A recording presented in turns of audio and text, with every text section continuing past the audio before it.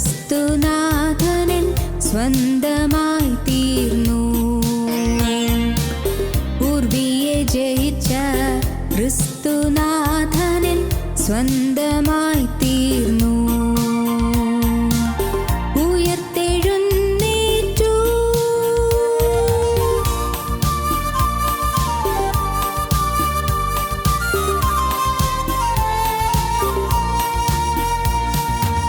കല്ലറ തുറന്നിടവേ രാജസേവകർ ഭയന്നിടവേ വല്ലഭനീശു ഉയർത്തെഴുന്നേറ്റു. നിത്യമാം ജീവനെ നൽകിടുവാൻ വല്ലഭനീശു ഉയർത്തെഴുന്നേറ്റു.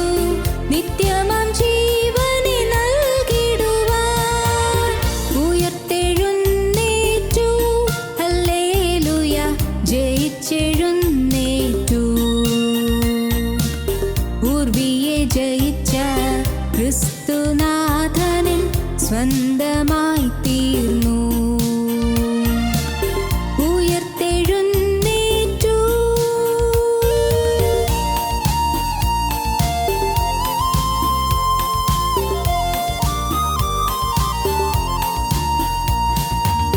മരണമേ വിഷമെവിടെ? പാതാളമേ ജയമെവിടെ? മരണത്തെ ജയിച്ചവൻ ഉയർത്തെഴുന്നേറ്റു. പാതാള വൈരിയെ ജയിച്ചവനായി മരണത്തെ ജയിച്ചവൻ ഉയർത്തെഴുന്നേറ്റു. പാതാള വൈരിയെ ജയിച്ചവനായി ഉയർത്തെഴുന്നേറ്റു. ഹല്ലേലൂയ, ജയിച്ചെഴുന്നേറ്റു. ഉർവിയെ ജയിച്ച ക്രിസ്തുനാഥനൻ സ്വന്തമായി തീർന്നു. ഉയർത്തെഴുന്നേറ്റു.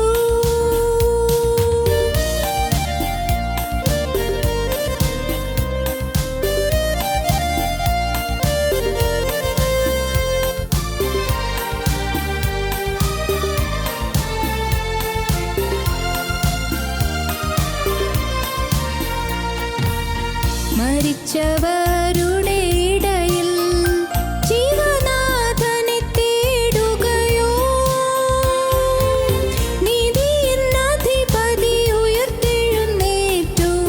സ്വർഗ്ഗപിതാവിൻ മഹിമയിതേ. നീതിയിൻ അധിപതി ഉയർത്തെഴുന്നേറ്റു. സ്വർഗ്ഗപിതാവിൻ മഹിമയിതേ. ഉയർത്തെഴുന്നേറ്റു. ഹല്ലേലൂയ, ജയിച്ചെഴുന്നേറ്റു. ഉർവിയെ ജയിച്ച ക്രിസ്തുനാഥനൻ സ്വന്തമായി തീർന്നു. ഉർവിയെ ജയിച്ച ക്രിസ്തുനാഥനൻ സ്വന്തമായി തീർന്നു. ഉയർത്തെഴുന്നേറ്റു.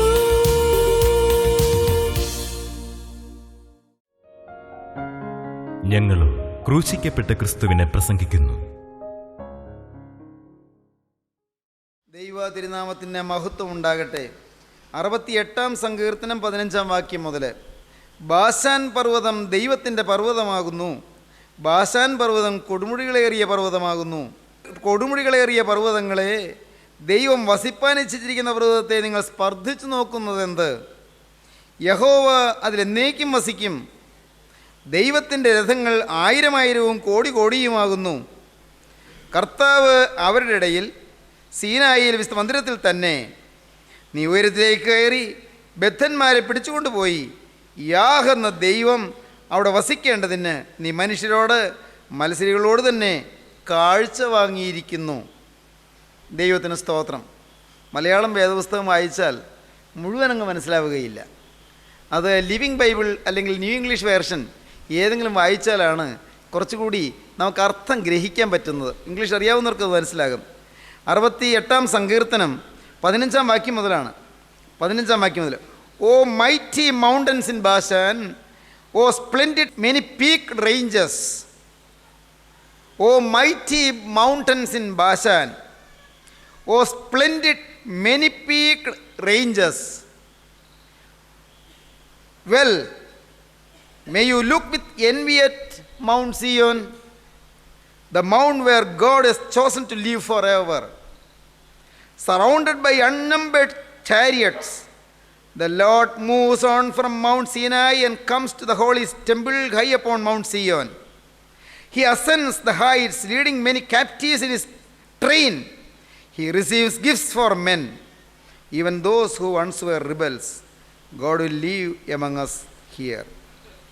What a glorious Lord. ദൈവത്തിൻ്റെ വലിയ നാമം മഹത്വപ്പെടട്ടെ. അർത്ഥം പറഞ്ഞ് നമുക്ക് ഗ്രഹിക്കാൻ ശ്രമിക്കാം. ദൈവത്തിന് സ്തോത്രം.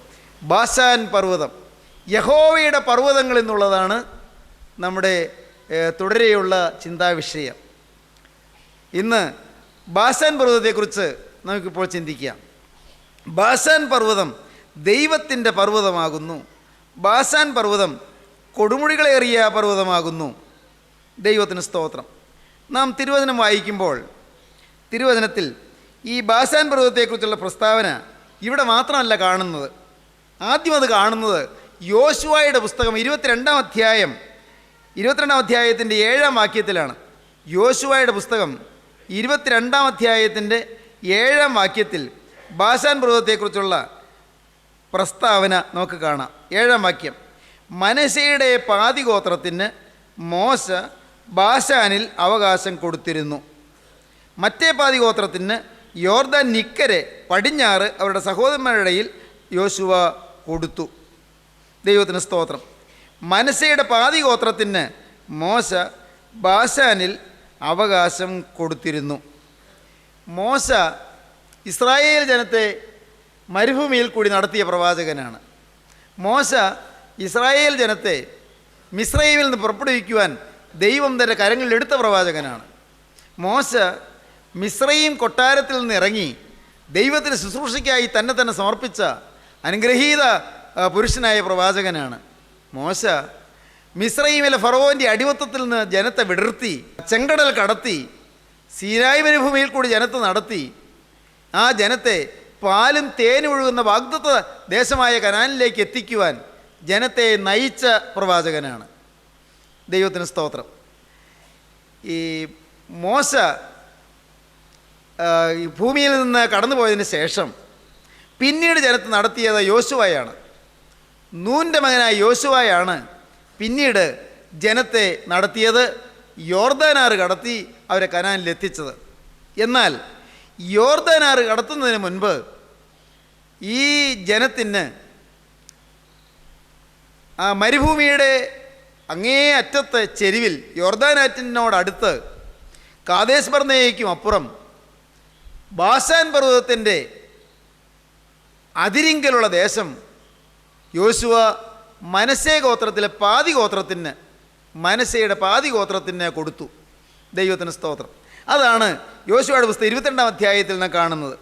മനശ്ശെയുടെ പാതിഗോത്രത്തിന് മോശ ബാശാനിൽ അവകാശം കൊടുത്തിരുന്നു. മറ്റേ പാതിഗോത്രത്തിന് യോർദാൻ നിക്കരെ പടിഞ്ഞാറ് അവരുടെ സഹോദരന്മാരുടെ ഇടയിൽ യോശുവ കൊടുത്തു. ദൈവത്തിന് സ്തോത്രം. കനാന് അപ്പുറത്തേക്ക് മോശ പോയില്ല. പക്ഷേ ഇപ്പുറത്ത് വെച്ച് മോശ ഈ ഭൂമിയിൽ നിന്ന് മാറ്റപ്പെട്ടു. ഭൂമിയിൽ നിന്ന് മാറുന്നതിന് മുൻപ്, മരിച്ച് ഈ ഭൂമിയിൽ നിന്ന് വാങ്ങിപ്പോകുന്നതിന് മുൻപ് മോശ ഇസ്രായേൽ ജനത്തിന് ഇപ്പുറത്ത് യോർദാനിപ്പുറത്ത് മനശ്ശെയുടെ പാതിഗോത്രത്തിന് അവകാശം കൊടുത്തത് ബാശാൻ പർവ്വതത്തിലാണ്. ബാശാൻ പർവ്വതം ഉൾപ്പെടുന്ന മേഖലയിലാണ്. ഈ ബാശാൻ പർവ്വതം എന്ന് പറയുന്നതിൻ്റെ അടുത്ത് ഉയർന്നു നിൽക്കുന്ന അനേകം പർവ്വതങ്ങളുണ്ട്. അതിലെ ചില ഭാഗങ്ങൾ അത് അപ്പുറത്ത് യെറൂസലേമിൻ്റെ സമീപത്തുണ്ട്. ചില ഭാഗങ്ങൾ ഇപ്പുറത്ത് യോർദാൻ്റെ ഇപ്പുറത്തുമുണ്ട്. യോർദാൻ്റെ ഇപ്പുറത്തും അപ്പുറത്തുമായി പല പർവ്വതങ്ങളുണ്ട്, കൊടുമുടികളുണ്ട്. ബാശാൻ പർവ്വതത്തിൽ തന്നെ അനേകം കൊടുമുടികളുണ്ട്, ഉയർന്ന കൊടുമുടികളുണ്ട്.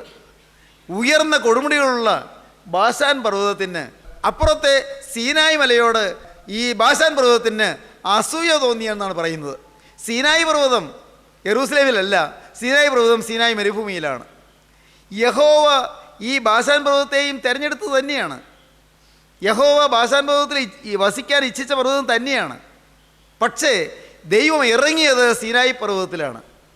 ദൈവം സീനായി പർവ്വതത്തിലാണ് ഇറങ്ങിയത്. ശ്രദ്ധിക്കണേ, ദൈവം ഇറങ്ങി ആവസിച്ചതും ദൈവതേജസ് ഇറങ്ങിയതും ദൈവ സാന്നിധ്യം ഇറങ്ങിയതും ദൈവം മോശയ്ക്ക് കൽപ്പനകൾ കൊടുത്തതുമെല്ലാം സീനായി പർവ്വതത്തിലാണ്.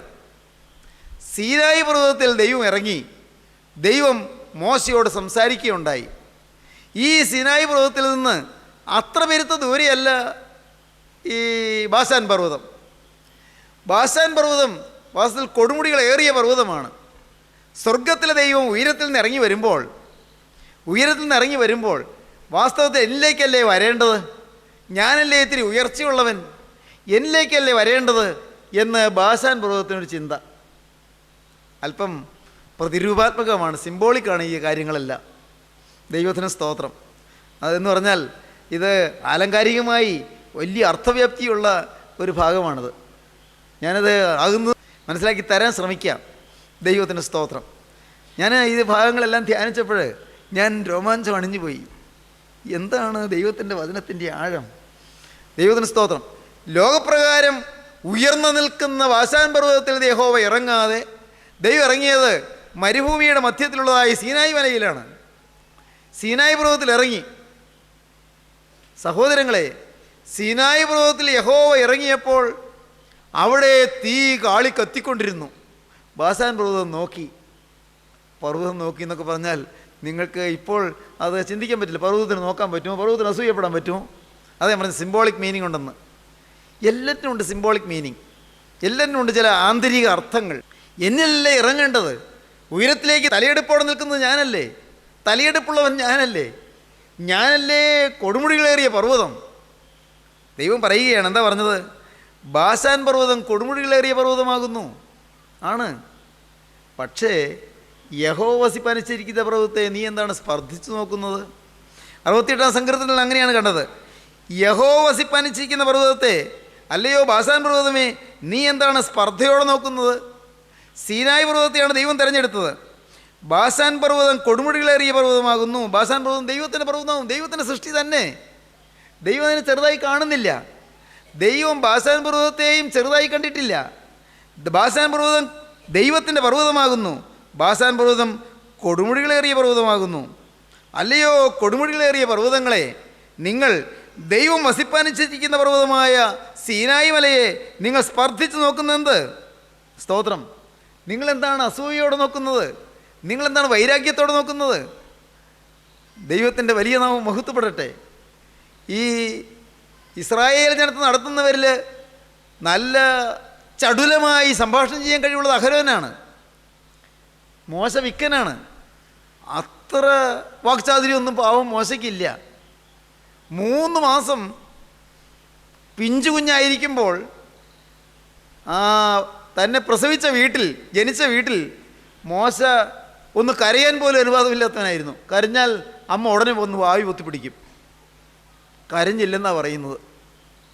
കാരണം കരഞ്ഞാൽ പുറത്ത് ശബ്ദം കേൾക്കും. ബൈബിളിൽ അങ്ങനെ ഇല്ല കേട്ടോ. കരഞ്ഞാൽ പുറത്ത് ശബ്ദം കേൾക്കും. പുറത്ത് ശബ്ദം കേട്ടാലോ അവിടെ ഒരു കുഞ്ഞുണ്ട് എന്ന് അറിഞ്ഞാൽ ഉടനെ ഫറവോൻ്റെ ആളുകൾ ഓടി വരും. കുഞ്ഞാണാണോ കൊന്നിരിക്കും. അങ്ങനെയാണ് ഫറവോൻ്റെ ഓർഡർ. ആൺകുഞ്ഞാണോ ഇസ്രായേൽക്കാർക്ക് ഉണ്ടാകുന്നത് അതിനെ കൊല്ലുക. ഫറവോൻ്റെ ഓർഡറാണ്, അന്നത്തെ രാജാവിൻ്റെ കൽപ്പനയാണ്. അപ്പോൾ മോശ ഒന്ന് കരയാൻ പോലും, കൈകാലിലടിക്കാൻ പോലും അമ്മയും പ്രിയപ്പെട്ടവന് സമ്മതിച്ചില്ല.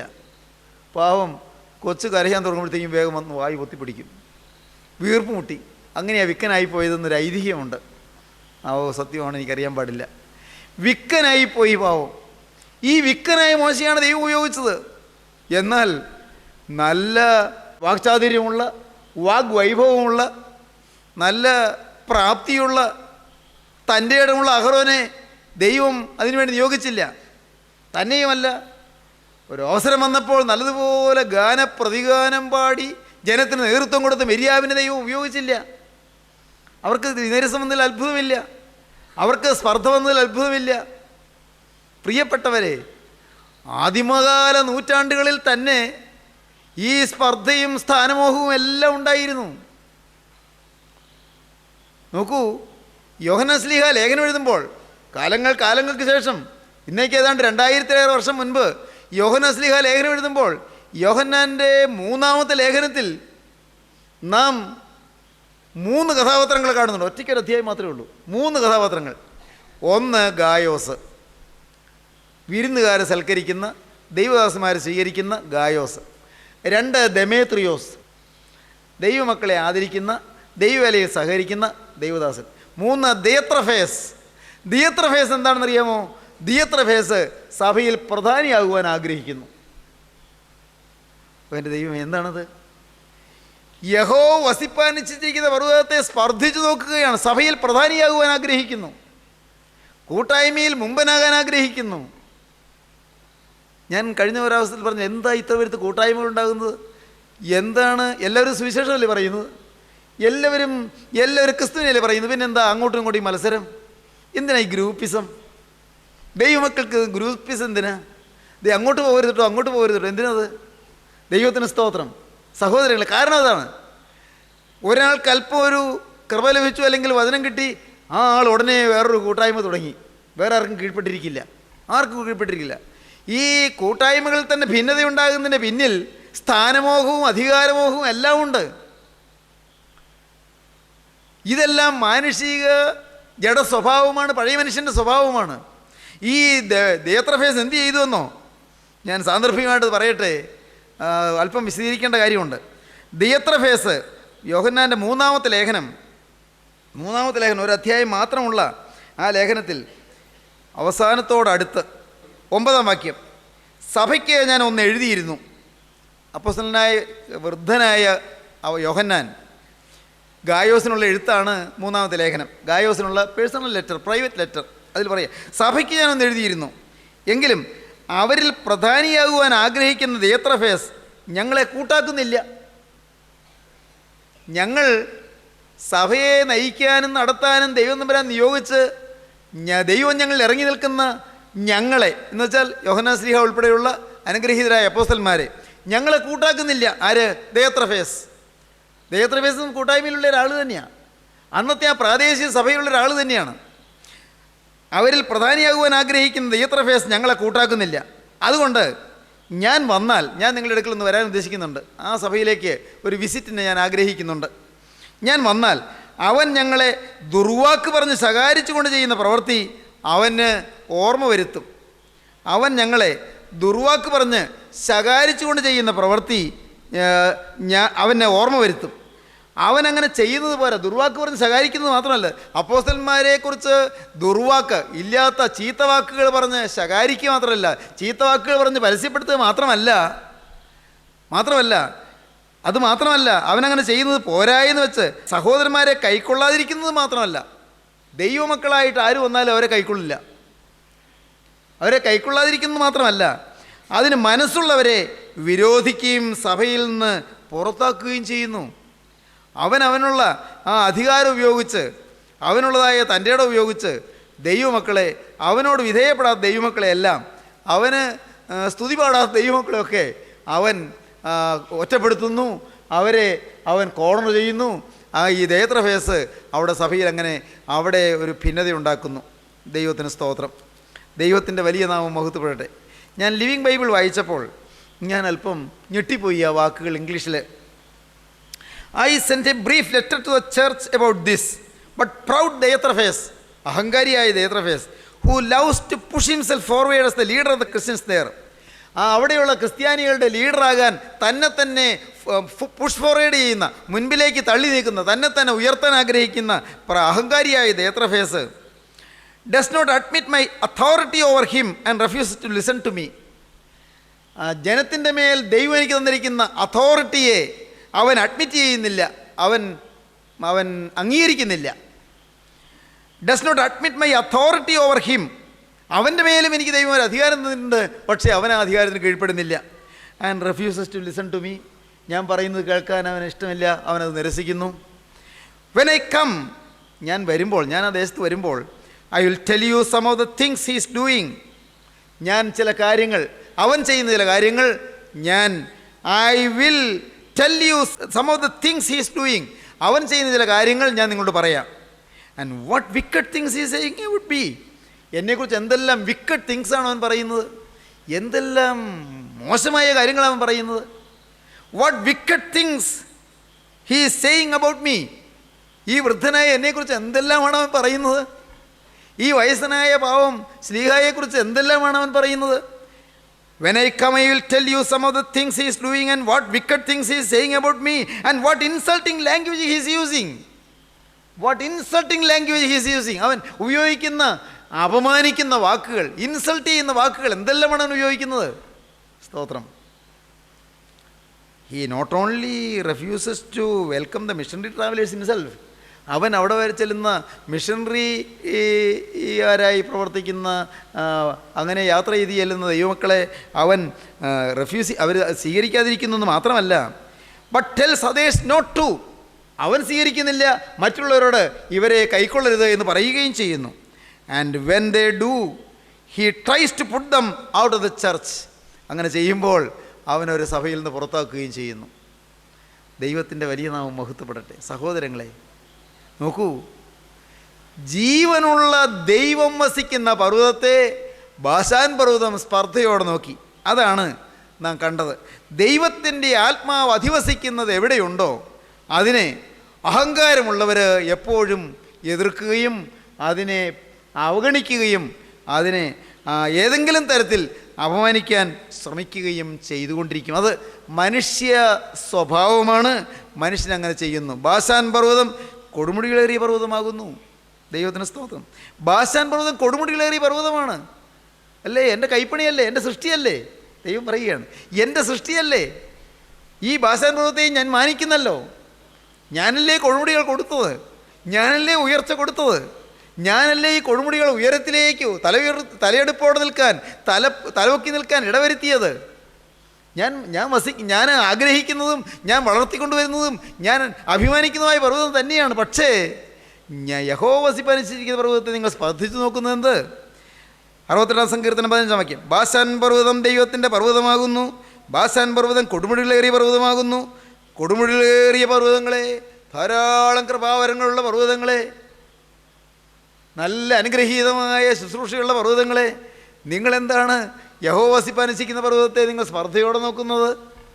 ബാശാൻ പർവ്വതം കൊടുമുടികളേറിയ പർവ്വതമാകുന്നു, ബാശാൻ പർവ്വതം ദൈവത്തിൻ്റെ പർവ്വതമാകുന്നു, ബാശാൻ പർവ്വതം കൊടുമുടികളേറിയ പർവ്വതമാകുന്നു. കൊടുമുടികളേറിയ പർവ്വതങ്ങളെ, ദൈവം വസിപ്പനുസരിക്കുന്ന പർവ്വതത്തെ നിങ്ങൾ സ്പർദ്ധിച്ചു നോക്കുന്നത് എന്ത്? ദൈവത്തിന് സ്തോത്രം. യഹോവ അതിൽ എന്നേക്കും വസിക്കും. എവിടെ? കൊടുമുടിയേറിയ പർവ്വതമാണ് ബാശാനെങ്കിലും യഹോവ ദൈവം വസിപ്പനുസരിക്കുന്ന പർവ്വതത്തിൽ എന്നേക്കും വസിക്കും. മോനെ, നീ തടുത്താലൊന്നും ദൈവത്തിൻ്റെ പരിപാടി തീർക്കാൻ നിനക്ക് സാധ്യമല്ല. എൻ്റെ സഹോദരങ്ങളോട് ഞാനൊരു കാര്യം പറയട്ടെ. സ്വർഗത്തിലെ ദൈവം ഉയർത്താതെ മനുഷ്യരാരെല്ലാം ഉയർത്തിയാൽ ഉയരുകയില്ല. സ്വർഗത്തിലെ ദൈവം താഴ്ത്താതെ മനുഷ്യരാരെല്ലാം താഴ്ത്തിയാലും താഴുകയുമില്ല. ദൈവത്തിന് സ്തോത്രം. നിങ്ങൾ വിചാരിച്ചുകൊള്ളൂ, നിങ്ങൾ വിശ്വസിച്ചുകൊള്ളൂ, ലോകം നിങ്ങളെ ഒറ്റപ്പെടുത്തിയെന്ന് വരും, ലോകമനുഷ്യൻ നിങ്ങളെ അവഗണിച്ചെന്ന് വരും, ലോകത്തിൽ ഒരുപക്ഷെ കൂട്ടായ്മയിലുള്ളവർ തന്നെ നിങ്ങളെ പരിഗണിക്കാതിരുന്നെന്ന് വരും. നിങ്ങൾ വാടരുത്, നിങ്ങളാരും ക്ഷീണിക്കരുത്, നിങ്ങളാരും തളരരുത്. നിങ്ങൾക്ക് നോക്കാൻ ഒരു പർവ്വതമുണ്ട്. ഞാൻ എൻ്റെ കണ്ണുപർവ്വതങ്ങളിലേക്ക് ഉയർത്തുന്നു. എൻ്റെ സഹായം ഇവിടെ നിന്ന് വരും. എൻ്റെ സഹായം ആകാശത്തെയും ഭൂമി ഉണ്ടാക്കിയ യഹോവയെങ്കിൽ നിന്ന് വരുന്നു. എൻ്റെ ദൈവമേ, എൻ്റെ സഹായം ഇവിടെ നിന്ന് വരും. എൻ്റെ സഹായം ആകാശത്തെയും ഭൂമി ഉണ്ടാക്കിയ യഹോവയെങ്കിൽ നിന്ന് വരുന്നു. സ്തോത്രം. ഓ എൻ്റെ ദൈവമേ, നീയാണ് എൻ്റെ സഹായത്തിൻ്റെ പർവ്വതം. നീയാണ് എനിക്ക് പ്രത്യക്ഷനായ പർവ്വതം. നീയാണ് പാവപ്പെട്ട എന്നോട് ഇടപെട്ട പർവ്വതം. ഉടയവനെ, നീ ഉയർത്തിയാൽ ആരെല്ലാം താഴ്ത്തിയാലും താണു പോവുകയില്ല. നീ താഴ്ത്തിയാൽ ആരെല്ലാം പൊക്കിപ്പിടിച്ചാലോട്ട് പൊങ്ങുകയുമില്ല. നിൻ്റെ കരം എന്നെ താങ്ങിക്കൊള്ളണേ. അതാ, ആ കരം എന്നെ വിട്ടുപോകാനുള്ള ഒരു പാവവും എൻ്റെ ജീവിതത്തിൽ വരല്ലേ. എൻ്റെ യേശുവേ, നിൻ്റെ കരം എന്നിൽ നിന്ന് മാറുന്നത് എനിക്ക് പാവം വരുമ്പോൾ മാത്രമാണ്. എനിക്ക് എൻ്റെ സ്വയം വരുമ്പോൾ മാത്രമാണ് നിൻ്റെ കരം മാറുന്നത്. എൻ്റെ ആയുസ്സിൽ അങ്ങനെ വരല്ലേ. എൻ്റെ ജീവിതത്തിൽ അങ്ങനെ സംഭവിക്കല്ലേ. നിൻ്റെ കരം എന്നിൽ നിന്ന് മാറല്ലേ. കൃപയുടെ കരം എന്നിൽ നിന്ന് മാറരുതേ. കൃപ എന്നിൽ നിന്ന് നീങ്ങരുതേ. കൃപ എന്നിൽ നിന്ന് മാറിയാൽ ഞാൻ കരിക്കട്ടയായി പോകും. നാഥാ, നിന്റെ സാന്നിധ്യത്തിൽ നിന്ന് എന്നിൽ നിന്ന് പോയാൽ ഞാൻ കരിക്കട്ടയായി പോകും. പരിശുദ്ധാത്മാവിന് തീ ഉള്ളത് കൊണ്ടാണ് എനിക്ക് പ്രകാശം. പരിശുദ്ധാത്മാവിന് തീ ഉള്ളത് കൊണ്ടാണ് എനിക്ക് ചൂട്. പരിശുദ്ധാത്മാവിന് തീ ഉള്ളത് കൊണ്ടാണ് എൻ്റെ ശക്തി. ആത്മാവേ, നീ വിട്ടുപോയാൽ ഞാൻ പൂജ്യമല്ലേ? യേശുവേ, നീ മാറിപ്പോയാൽ ഞാൻ ഒന്നുമില്ലാത്തവനല്ലേ? നാഥാ, നീ ഇല്ലെങ്കിൽ ഞാൻ പൂജ്യമല്ലേ? നീ ഇല്ലെങ്കിൽ ഞാൻ കരിക്കട്ടയല്ലേ? നീ ഇല്ലെങ്കിൽ എനിക്ക് ഒന്നുമില്ലല്ലോ. ആരെല്ലാം ഉണ്ടെന്ന് പറഞ്ഞാലെല്ലാം പൂജ്യമാണല്ലോ. ദൈവജനമേ, ആശ്രയിക്കേണ്ടവനെ മാത്രം ആശ്രയിപ്പീൻ. പിടിക്കേണ്ട കൊമ്പ് ഇശായിയുടെ കൊമ്പാകുന്നു. പിടിക്കേണ്ട കൊമ്പ് ദാവീദിന്റെ വേരും വംശവും ശുഭ്രമായ ഉദയനക്ഷത്രവുമായ ഇശായിയുടെ കൊമ്പാകുന്നു. ദൈവത്തിന് സ്തോത്രം. പിടിക്കേണ്ടത് യേശുക്രിസ്തുവിനെയാകുന്നു. പിടിക്കേണ്ടത് യേശുക്രിസ്തുവിന്റെ ക്രൂശിലെ ത്യാഗമരണത്തെയാകുന്നു. പിടിക്കേണ്ടത് യേശുക്രിസ്തുവിന്റെ തിരുരക്തത്തിന്റെ അത്ഭുത ശക്തിയാകുന്നു. അവിടെ പാപമോചനമുണ്ട്, അവിടെ രക്ഷയുണ്ട്, അവിടെ സ്വർഗമുണ്ട്, അവിടെ ജീവന്റെ ആത്മാവുണ്ട്, അവിടെ ജീവന്റെ സന്തോഷമുണ്ട്, അവിടെ ജീവന്റെ ആനന്ദമുണ്ട്. ദൈവജനമേ, നിങ്ങൾ ഈ അത്ഭുത കൃപയെ നിങ്ങൾ ആസ്വദിപ്പീൻ. യേശുവിനെ നിങ്ങൾ വിളിച്ചപേക്ഷിപ്പീൻ. നിങ്ങളുടെ ജീവിതം സമർപ്പിപ്പീൻ. ദൈവത്തോട് നിങ്ങൾ വാക്ക് പറയുവീൻ. മരണത്തോളം വിനയത്തോടെ ഞാൻ നിൽക്കും. മരണത്തോളം താഴ്മയോടെ ഞാൻ നിൽക്കും. മരണത്തോളം പരിശുദ്ധാത്മാവിന് കീഴ്പ്പെട്ട് ഞാൻ നിൽക്കും. മരണത്തോളം നാഥാ, പരിശുദ്ധാത്മാവിനെ ചോദ്യം ചെയ്യാതെ അനുസരിച്ച് ഞാൻ നിൽക്കും. മരണത്തോളം നാഥാ, ഞാൻ നിന്റെ അടിമയായി നിൽക്കും. നമുക്ക് സമർപ്പിക്കാം, നമുക്ക് പ്രാർത്ഥിക്കാം. രാജാധിരാജ, ജീവന്റെ ഉടയവനെ, വാഴ്ത്തപ്പെട്ട കർത്താവേ, ഈ അതിമനോഹരമായ ദിവസത്തിനായി നന്ദിയോടെ സ്തോത്രം. അപ്പാ, ഇന്ന് ഞങ്ങളെ അവിടെ നിന്ന് തൊട്ടതിനായി നന്ദിയോടെ സ്തോത്രം. ഇന്ന് ഞങ്ങളുടെ മേൽ പാവബോധവും കുറ്റബോധവും അയച്ചതിനായി നന്ദിയോടെ സ്തോത്രം. ഇന്നെല്ലാവരെയും തഴുകിയതിനായി നന്ദിയോടെ സ്തോത്രം. കഴിഞ്ഞകാല പാവങ്ങൾ ഓർക്കരുതേ അപ്പാ. കഴിഞ്ഞകാല ജീവിതത്തിലെ വീഴ്ചകൾ കണക്കിടരുതേ അപ്പാ. കഴിഞ്ഞകാല ജീവിതത്തിൽ നാഥാ, നിന്നെ അറിയാതെയും നാഥാ, നിന്നെ അറിയിക്കാതെയും ഞങ്ങളുടെ ജീവിതത്തിൽ പലതും സംഭവിച്ചു പോയതൊന്നും ഞങ്ങളുടെ മേൽ കണക്കിടരുതേ. അതാ, നിന്റെ തിരുരക്തത്താൽ അകൃത്യങ്ങൾ പൊറുക്കണമേ, പാപങ്ങൾ ക്ഷമിക്കണമേ. കുരിശിലെ ത്യാഗമരണം ഞങ്ങളുടെ ജീവിതം മാതൃകയാക്കുവാനുള്ള ഭാഗ്യം തരണമേ. തന്നെ ത്യജിച്ച് കുരിശെടുത്തുകൊണ്ട് നിന്റെ പിന്നാലെ വരുവാൻ ഞങ്ങളെ യോഗ്യരാക്കണമേ, വിശുദ്ധരാക്കണമേ. ഈ ജനത്തെ അനുഗ്രഹിക്കണമേ. ജനത്തിന് മേൽ തീ പടരണമേ, ജനത്തിന് മേൽ തീ ഇറങ്ങണമേ. സ്വർഗീയാഗ്നി ഈ ജനത്തിന് മേൽ പ്രവഹിക്കണമേ. അഗ്നിജ്വാലയാൽ ജനത്തെ പ്രകാശമാനമാക്കണമേ. എല്ലാവരും അനുഗ്രഹിക്കണമേ. പാപശാപങ്ങൾ മാറ്റണമേ. ബന്ധനക്കെട്ടുകൾ പൊട്ടിക്കണമേ. എല്ലാവരെയും അനുഗ്രഹിക്കണമേ. തിരുനാമം മഹത്വപ്പെടുത്തണമേ. യേശുവിൻ നാമത്തിൽ തന്നെ.